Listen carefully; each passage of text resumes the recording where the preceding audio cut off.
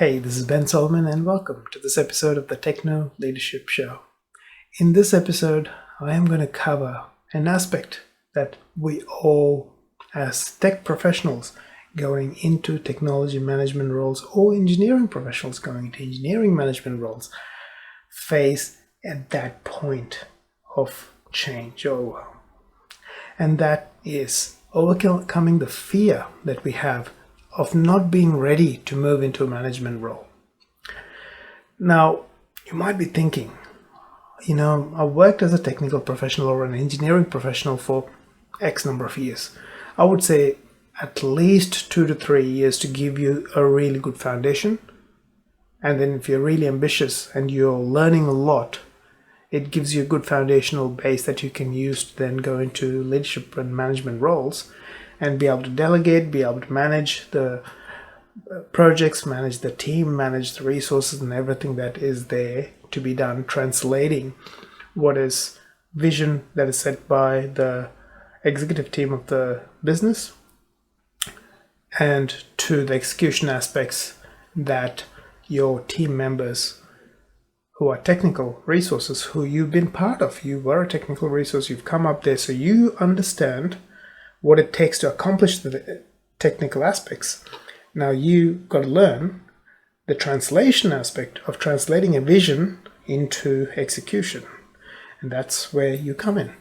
And that's something, if you've been in a technical role for 2 or more years, you will have some level of knack because you've built a good foundation. You understand the technologies involved. And if you worked in a particular organization, it gives you a bit more of an advantage because you also understand the environment, you understand the culture, you understand the kind of mentality and mindset that people have in the organization so that you can effect change effectively. So in these sort of circumstances, if an opportunity comes up for a team leader role or a management role, it is time to put your best foot forward because you have the ability to be able to step up and do it. And that comes from already building that strong foundation in your technical capability, building your communication skills, because that's where the translation bit comes up, and also leading people means communicating. Because there's going to be conflict that you've got to manage in the team. There's things that you've got to manage. You've got to manage deadlines, resourcing, all of those aspects. And if you can't communicate effectively with your team, as well as with the executive team that are working with you, you're going to be squeezed, meat and sandwich sort of thing. You're going to get into trouble and have difficulties.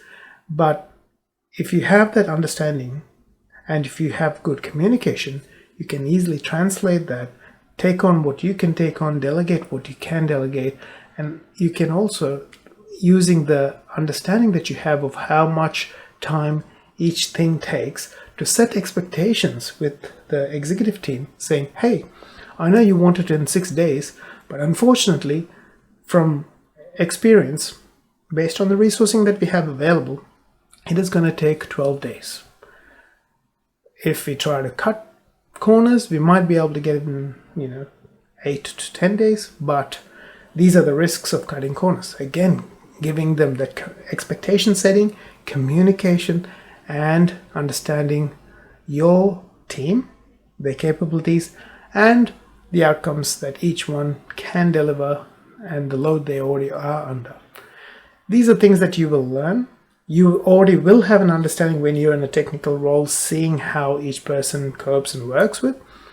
And that intuitive knowledge helps you when you get into management in delegating appropriately, at the same time setting expectations correctly and communicating that expectation and communicating that requirement and deadline with your team. At the end of the day, if you have that desire to be more of a generalist from a technology standpoint and someone who is willing to put in the work to improve your understanding of communication, expectation setting, negotiation, dealing with people, and ultimately giving the best possible outcome for your customer. And that customer could be an internal customer like the other department staff in your business, or it could be an external customer of someone who's interfacing with your business using systems that you as a technology engineering team put together. So that's ultimately the thing. You all get together, get the job done, and if you can manage the expectations and manage the kind of work that goes into it and bring the people together, keep people together by giving each and every person in your team the respect that they deserve, understanding their strengths and weaknesses so that you are delegating based on their strengths and ensuring that the stuff that they have weaknesses in is covered by someone else in the team or yourself if you have the capabilities. Or if it's a weakness for them and they're the only person who know that particular technology or whatever it might be, understand that if that is a particular weakness for a person, it is going to take them probably twice the time that it would take someone who has absolute strengths in that area, because they've got to learn, research, test, and if there's someone who's fairly detail oriented, that means they are looking at all the risk scenarios. There's all those things that you have to think about. As long as you are willing to care for your people, you are ready to go. And ultimately, this is something that one of my mentors said: you're never really ready till you're ready, which means you take the leap, get into the job, and there are certain skills that you will not learn from any other life experience or anything else. Being in the job is what's going to help you get there. You want to get your foundations really right and then apply for the role, position your strengths. You don't have to be fake.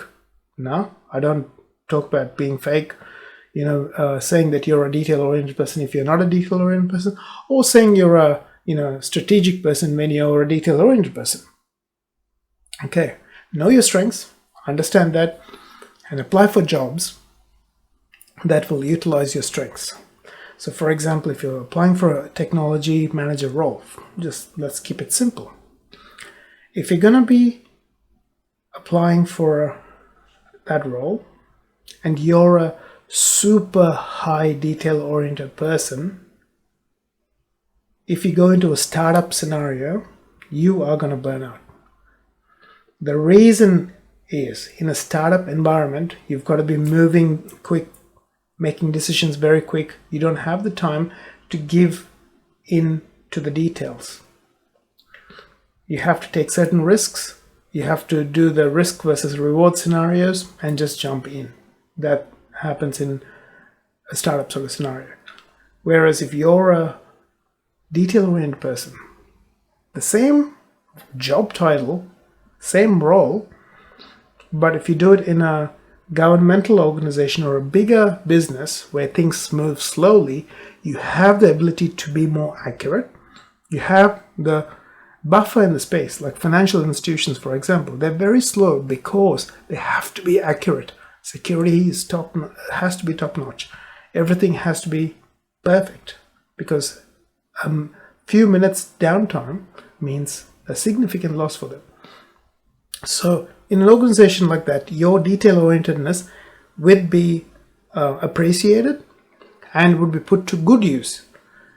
Because if you go into a startup scenario with a detail-orientedness, there is the likelihood, because of all the chaos that's going on, you would start doing micromanagement just to feel that sense of control. It's a natural aspect of that.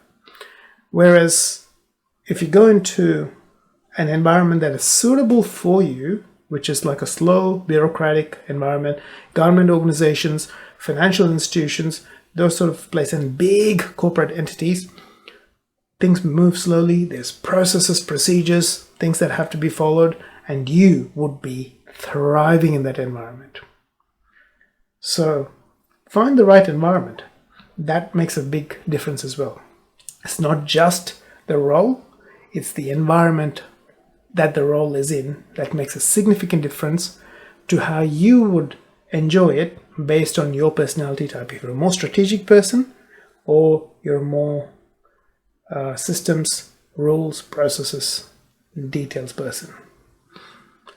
So start with knowing yourself, then know the role that you want to apply for, and then know the type of business that your role and your strengths are going to mesh together, that you get fulfillment from the work and they get the best outcome for what they are looking for.